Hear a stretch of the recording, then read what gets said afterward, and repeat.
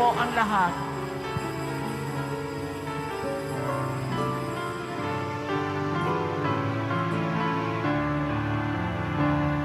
Ako'y kaawaan o mahal kong Diyos, sang-ayon sa iyong kagandahang loob. Mga sala ko'y iyong linisin, ayon din sa pag-ibig mo sa akin. Bubuksan aking puso't isipan, pagsalansan ko'y aking kinikilala. Paglawarin niya rin kasalanan.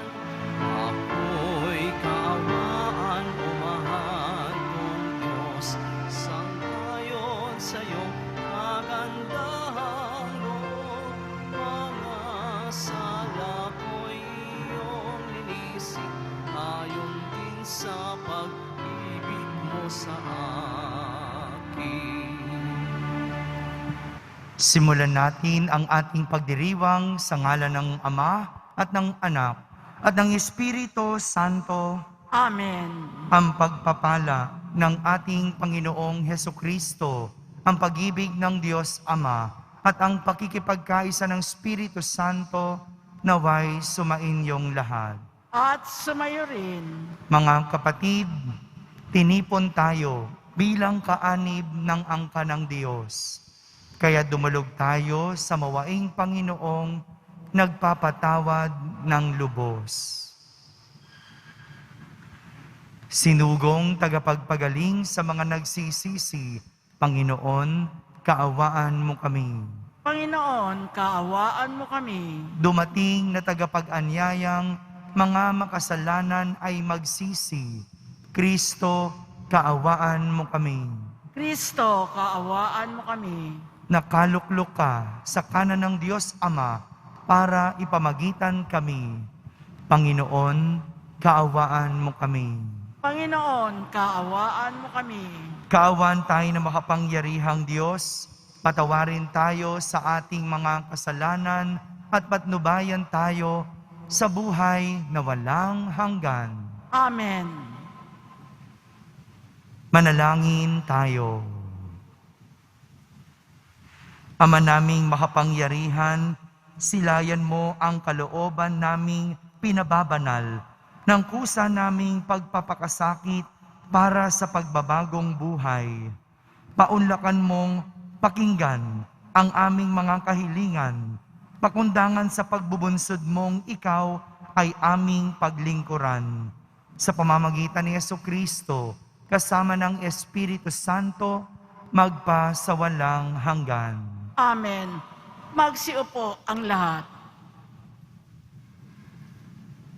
Pagbasa mula sa aklat ni Propeta Daniel.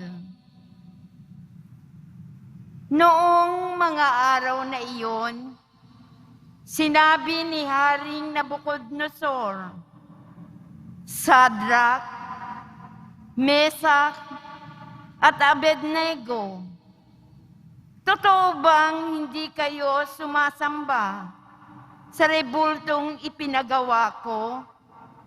Tanong ng hari. Iniuutos ko sa inyong sumamba kayo sa ipinagawa kong rebulto sa sandaling marinig ninyo ang tunog ng mga instrumento. Kung hindi, ipahahagis ko kayo sa naglalagablag na pugon. Tingnan ko lang kung may Diyos na makapagliligtas sa inyo. Sinabi ni Sadrach, Mesach, at Abednego, Mahal na hari, wala po kaming itututol sa inyo tungkol sa bagay na ito. Gawin ninyo kung iyan ang gusto nyo.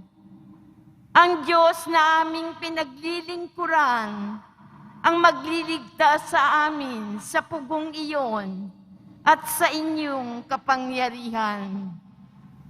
At kung hindi man niya gawin ito, hindi pa rin kami sasamba sa rebultong ipinagawa ninyo.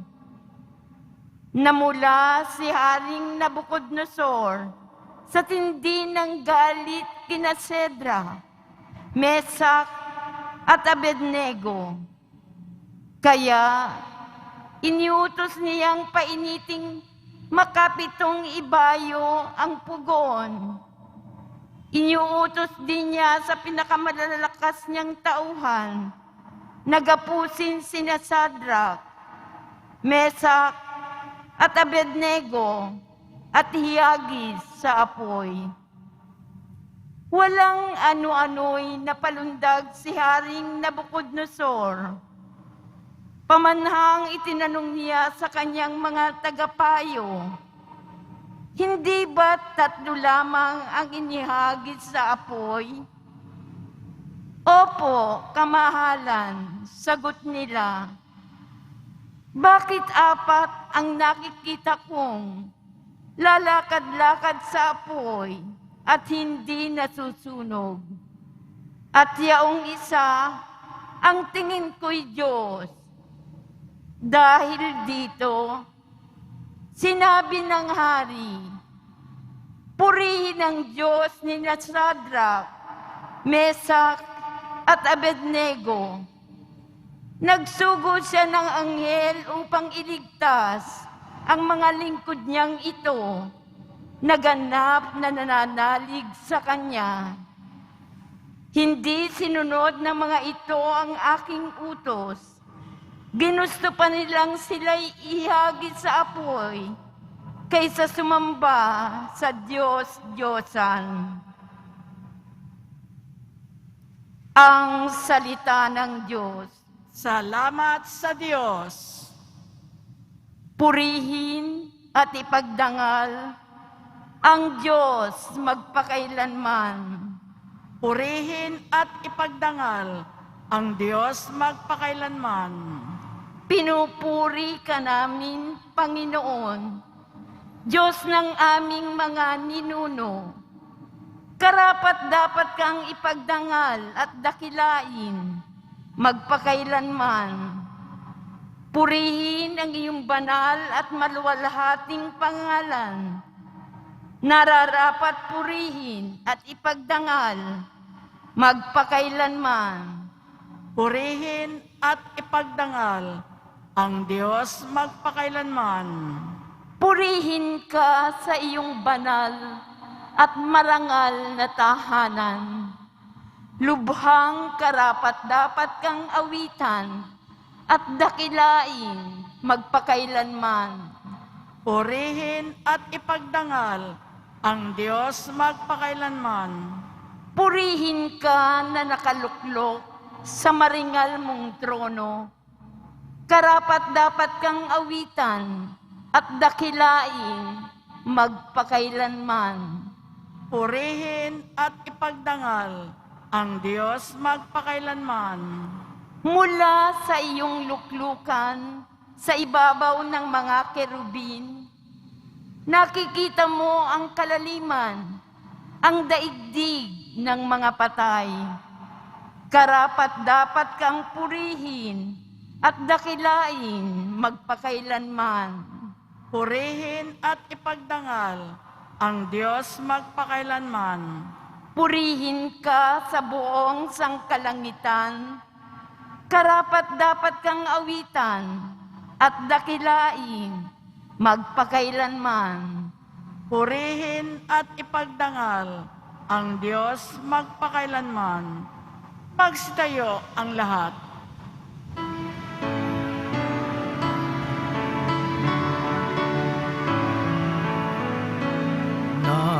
Nagpupuri kami sa'yo, Panginoong Jesucristo.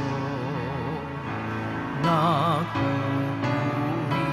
kami sa'yo, Panginoong Jesucristo.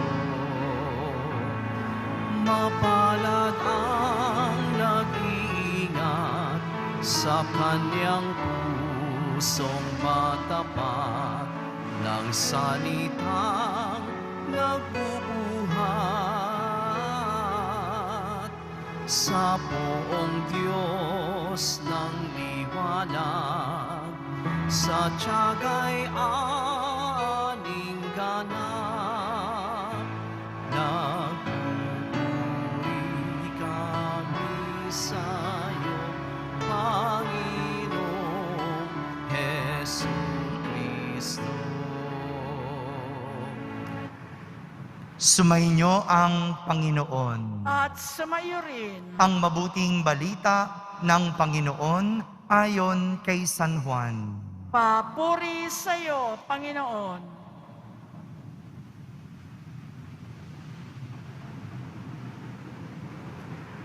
Noong panahong iyon, sinabi ni Jesus sa mga Hudyong naniniwala sa Kanya, "Kung patuloy kayong susunod sa aking aral, tunay ngang kayo'y mga alagad ko. Makikilala ninyo ang katotohanan, at ang katotohanan ang magpapalaya sa inyo. Lahi kami ni Abraham," tugon nila, "at kailanmay di kami naalipin ninuman. Paano mo masasabing palalayain kami?" Sumagot si Jesus, "Tandaan ninyo, alipin ng kasalanan ang lahat ng nagkakasala. Ang alipin ay hindi kabilang sa sambahayan sa habang panahon. Subalit, ang anak ay kabilang magpakailanman. Kapag kayo'y pinalaya ng anak, tunay nga kayong malaya. Nalalaman kong lahi kayo ni Abraham. Gayunmay, pinagsisikapan ninyo akong patayin, sapagkat walang pitak sa inyong puso ang aral ko. Sinasabi ko ang aking nakita sa aking Ama. Ginagawa naman ninyo ang inyong narinig sa inyong ama." Sumagot sila, "Si Abraham ang aming ama.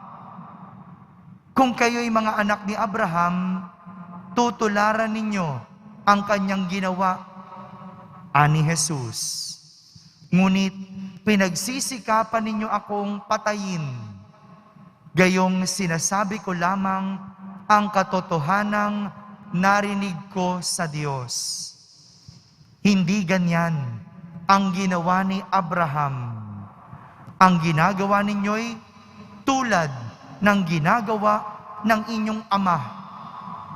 Hindi kami mga anak sa labas," tugon nila. "Ang Diyos ang aming Ama."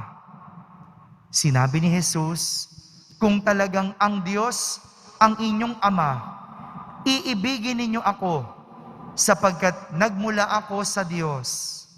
Hindi ako naparito sa ganang sarili ko lamang, kundi sinugo niya ako." Mga kapatid, ang mabuting balita ng Panginoon. Pinupuri ka namin, Panginoong Hesukristo. Magsiupo ang lahat. Isang magandang umaga po sa inyong lahat. Magandang umaga pa. Isang pambihirang pananampalataya ang ipinakita sa atin ng tatlong bida sa ating unang pagbasa. Sabihin nyo nga po, pambihira, pananampalataya. Ito po yung ipinakita ni Sadrach, Mesach, at Abednego. Pambihirang pananampalataya, sapagkat inutusan sila ni Haring Nebuchadnezzar na sumamba sa rebultong ipinagawa niya. Gusto ng hari sambahin ni Sadrach, Mesach at Abednego ang isang rebultong kanyang pinagawa. Dahil kung hindi, sila ay ipapatapon sa apoy. Pero dahil malinaw kina Sadrach, Mesach at Abednego kung sino ang Diyos na sinasampalatayanan nila, kahit may pagbabanta ang hari, hindi sila nagpatinag at hindi sila natakot. Kahit pa sila ay parusahan, kahit pa sila ay magdusa, hindi sila sasamba sa sino mang Diyos-Diyosan. Dahil alam ni Sadrach, Mesach at Abednego kung sino ang tunay na Diyos. Alam nila na magdusa man sila, ililigtas sila ng kanilang Diyos. O kahit hindi sila iligtas ng Diyos, hindi pa din sila sasamba sa iba. Dahil iisa lang ang kanilang Diyos na sinasampalatayanan. Kaya naman, sa galit ng hari, sila ay ipinatapon sa naglalagablab na pugon. Sadya namang dinidinig ng Diyos ang taong tapat at nananalig sa Kanya. Dahil laking gulat ng hari nang sila ay ipatapon sa apoy. Mayroong anghel na dumating at iniligtas ang 3 bida habang sila ay sinusunog sa pugon. Pambihirang pananampalataya dahil sa kabila ng banta, sila ay nanatili at naging tapat sa Diyos. Ito po ang malungkot na kwento kapag ang tao ay hindi matibay ang pananampalataya o hindi matibay ang paniniwala. Mabilis tumatalikod at nawawala. Marami sa panahon ngayon ang bilis tumalikod, lalo na kapag wala nang napapala. Noon, kayo-kayo ang magkakasama. Dumanas lang sa pagsubok, nagkakawatak-watak na. Kakampi mo noon dahil wala ka ng ganansya ngayon, kaaway mo na. Kaibigan mo sa ginhawa, pero sa hirap, hindi mo na kilala. May iba nga, kapartido mo noon, ngayon, kalaban mo na. Huwag na tayong lumayo. Kahit sa mga mag-asawa, wala na yung pangakong sa hirap at ginhawa, sa sakit o kalusugan, sa kayamanan o kahirapan, hanggang kamatayan. Diba? Kaya naghihiwalay ang mag-asawa dahil konting hirap lang, naghihiwalay na. Kapag naghirap, naghahanap ng iba. Kapag may sakit, pinapabayaan na. Asa na yung mga ganitong klase ng tao? tapat at nananalig, matibay ang pananampalataya at paniniwala.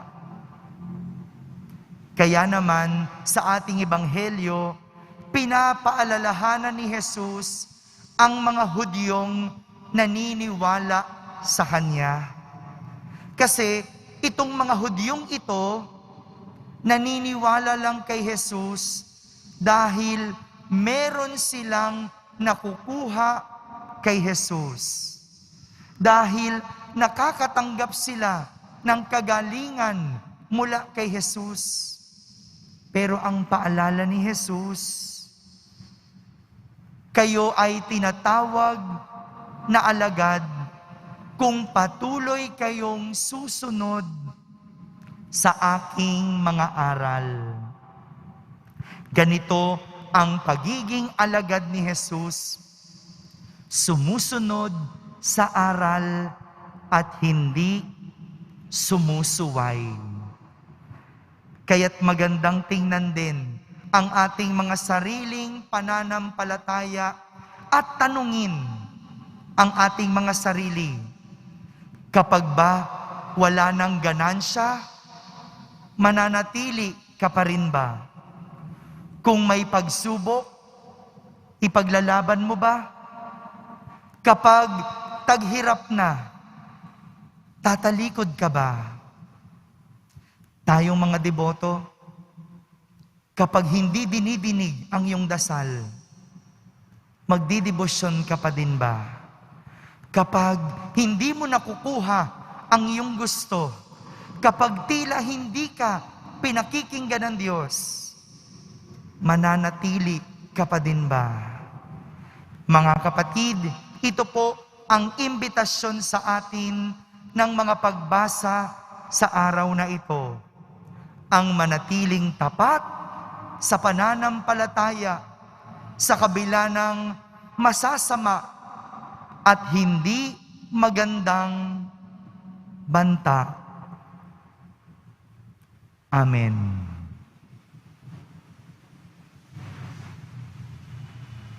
Magsitayo na po ang lahat. Minamahal kong mga kapatid, ang Diyos ang walang hanggang pinagmumulan ng katotohanan, kalayaan at lakas. Hilingin natin sa Diyos na loobin niyang matamo natin at ng lahat ng tao ang kaganapang ninanais niya para sa atin. Ating sambitin sa bawat panalangin, Ama, gawin mo kaming ganap. Ama, gawin mo kaming ganap. Ang lahat na naghahanap sa katotohanan, naway maging bukas at malaya ang isip sa mensahe ni Jesus at ng kanyang simbahan. Manalangin tayo. Ama, gawin mo kaming ganap. Ang ating mga taimtim na gawain ngayong Kwaresma, naway makatulong upang palayain tayo sa pagkaalipin ng labis na pagpapahalaga sa sarili. Manalangin tayo. Ama, gawin mo kaming ganap. Ang ating pagkaabala sa materialismo na umiiral sa ating panahon, naway hindi makahadlang sa ating paghahanap sa buhay na walang hanggan. Manalangin tayo. Ama, gawin mo kaming ganap. Ang mga may sakit, mga dukha, mga bilanggo, mga walang kaalaman at lahat ng nagdurusa, naway makatagpo ng paglaya mula sa mga pasanin nila sa buhay. Manalangin tayo. Ama, gawin mo kaming ganap. Sa katahimikan, ating ilapit sa Diyos ang ating mga pansariling kahilingan.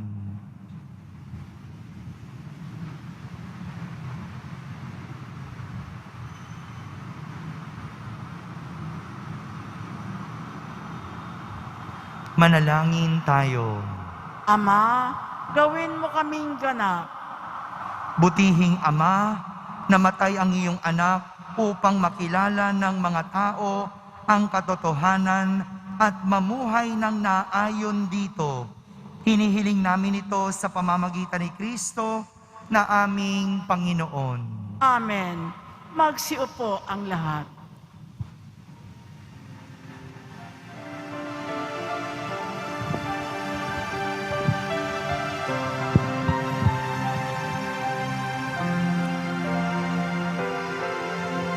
Sa'yo, Ama, aming handog ang tinapay at alak na ito, handog ng iyong bayang sumasamo, humihingi ng patawad mo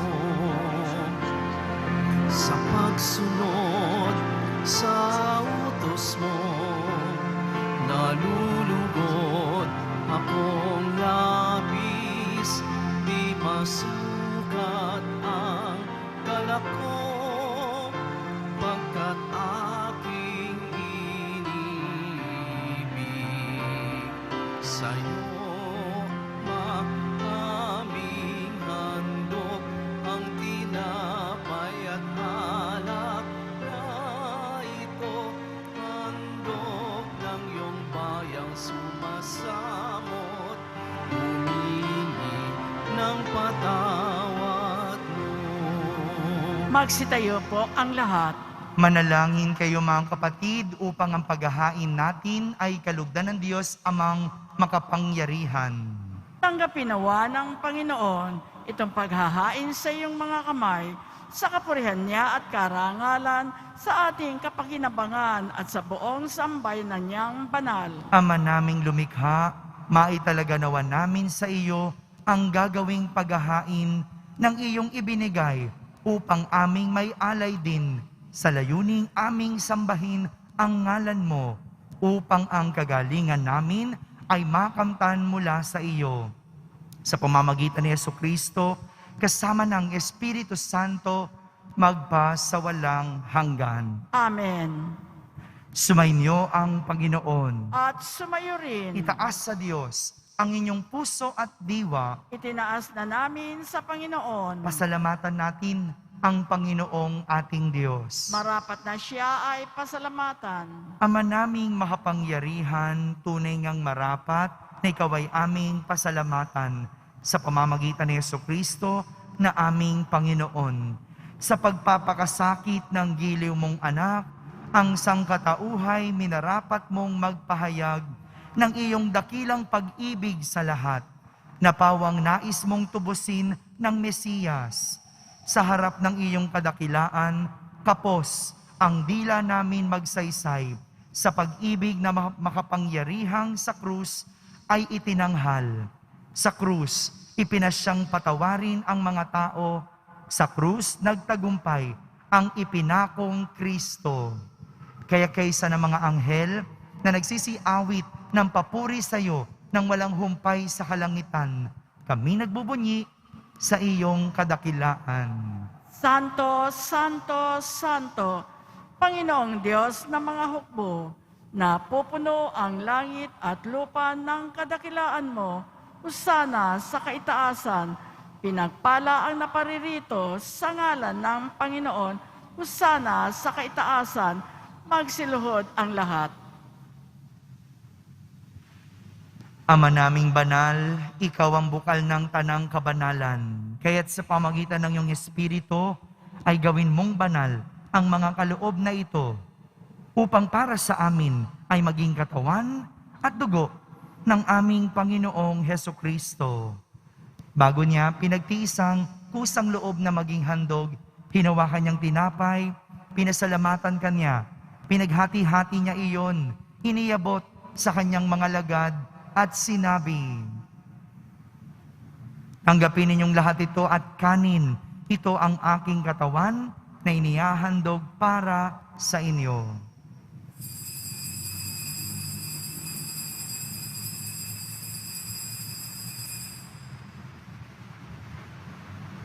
Gayon din naman, nung matapos ang hapunan, hinawakan niyang kalis, muli kanyang pinasalamatan.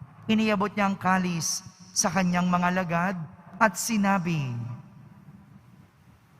tanggapin ninyong lahat ito at inumin. Ito ang kalis ng aking dugo, ng bago at walang hanggang tipan. Ang aking dugo na ibubuhos para sa inyo at para sa lahat, sa ikapagpapatawad ng mga kasalanan. Gawin ninyo ito sa pag-alaala sa akin.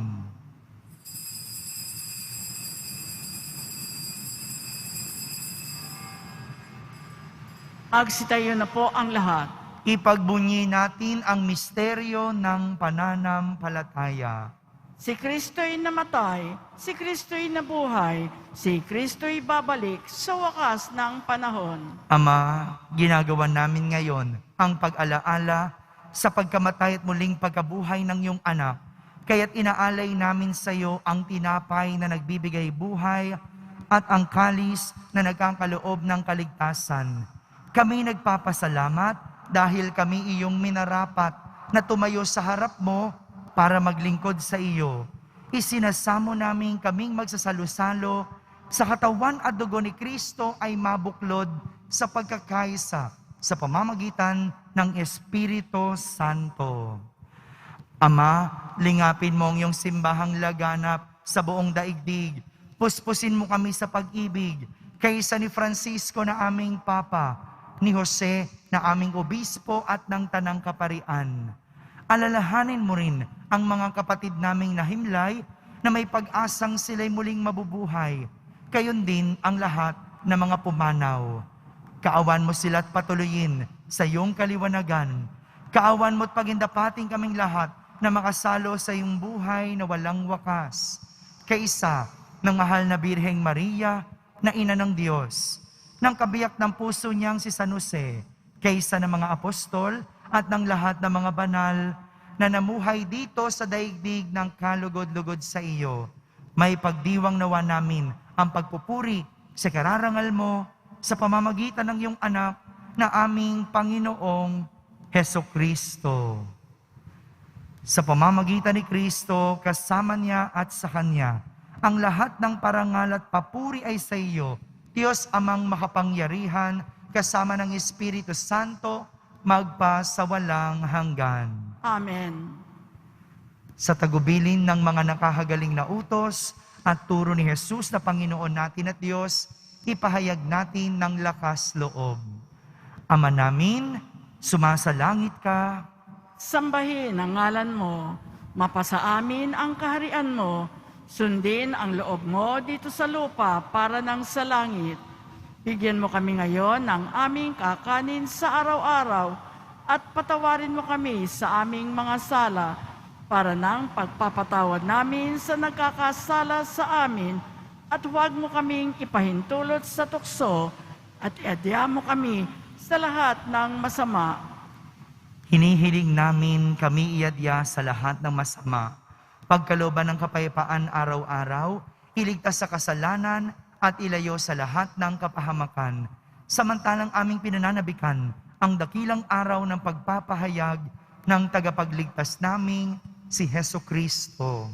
Sapagkat iyo ang kaharian at ang kapangyarihan at ang kapurihan magpakailanman. Amen. Panginoong Hesukristo, sinabi mo sa iyong mga apostol, kapayapaan ang iniiwan ko sa inyo, ang aking kapayapaan ang ibinibigay ko sa inyo. Tunghayan mo ang aming pananampalataya at huwag ang aming pagkakasala. Pagkalooban mo kami ng kapayapaan at pagkakaisa ayon sa iyong kalooban, kasama ng Espiritu Santo, magpa sa walang hanggan. Amen. Ang kapayapaan ng Panginoon ay laging sumainyo. At sumayo rin. Magbigayin kayo ng kapayapaan sa isa't isa. Kapayapaan po para sa lahat.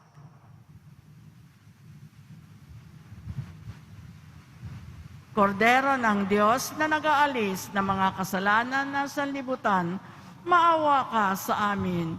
Kordero ng Diyos na nag-aalis ng mga kasalanan ng sanlibutan, maawa ka sa amin. Kordero ng Diyos na nag-aalis ng mga kasalanan ng sanlibutan, ipagkaloob mo sa amin ang kapayapaan, magsiluhod ang lahat.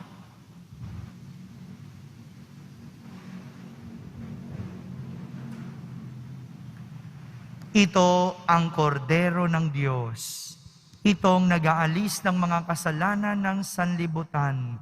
Mapalad ang mga inaaniyahan sa kaniyang piging. Panginoon, hindi ako karapat-dapat na magpatuloy sa iyo, ngunit sa isang salita mo lamang ay gagaling na ako.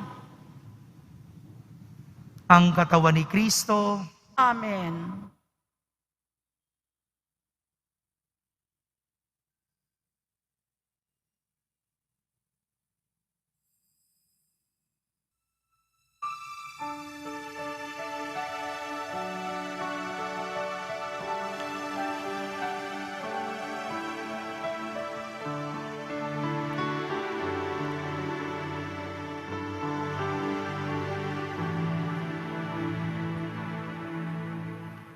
Stay with me, Lord, that I may never forget you.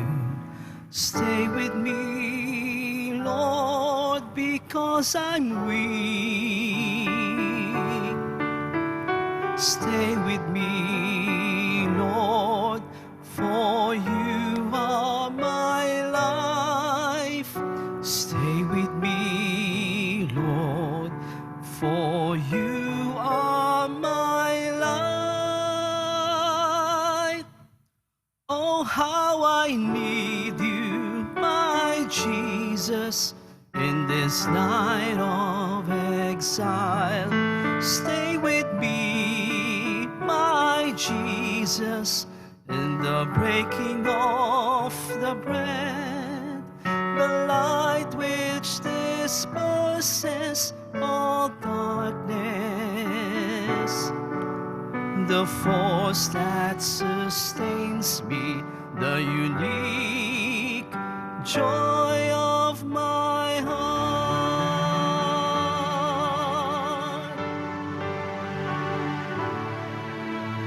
Stay with me, Lord, to show me your will. Stay with me, Lord, that I may hear your voice and follow you. Stay with me, Lord, for I desire to love you. Stay with me, Lord, if you wish me to be faithful to you.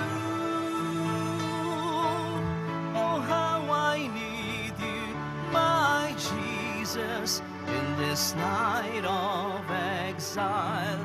Stay with me, my Jesus, in the breaking of the bread, the light which disperses all darkness, the force that sustains me, the unique joy of my heart.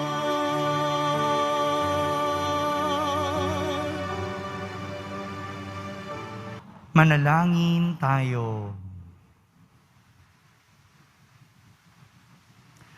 Ama naming mapagmahal, sa pakikinabang namin, kami iyong binibigyan ng kagalingan dulot ng aming pinagsaluhan. Ito naway umampat sa masasama naming hilig upang lalong tumibay ang kalooban mo sa aming pagkatig. Sa pamamagitan ni Jesucristo, kasama ng Espiritu Santo, magpa sa walang hanggan. Amen. Sumainyo ang Panginoon. At sumayo rin. Pagbabasbas ng Poong Yesus Nazareno. Mahal na Poong Yesus Nazareno, inihayag mo sa pamamagitan ng krus ang walang maliw na pag-ibig ng Diyos sa sangkatauhan. Pakinggan mo ang kahilingan ng iyong angkan na nagsusumamo sa iyo. Makamtanawan nila ang inyong katugunan at tanggapin ang kasagutan na may utang na loob na tinatanaw. Basbasan din po ninyo ang lahat na may karamdaman, nahihirapan, may mga dalang imahen at dasalan. Sa pamamagitan ng bendisyon na ito, naway maalala nila ang mga pangako nila noon sa binyag, na ikaw ang kanilang iibigin at paglilingkuran bilang Panginoon, magpa sa walang hanggan. Amen. At pagpalain kayo ng makapangyarihang Diyos, Ama Anak, at Espiritu Santo. Amen. Tapos na po ang ating pagdiriwang, humaykeng taglay ang pag-ibig at kapayapaan ng Poong Jesus Nazareno. Salamat sa Diyos.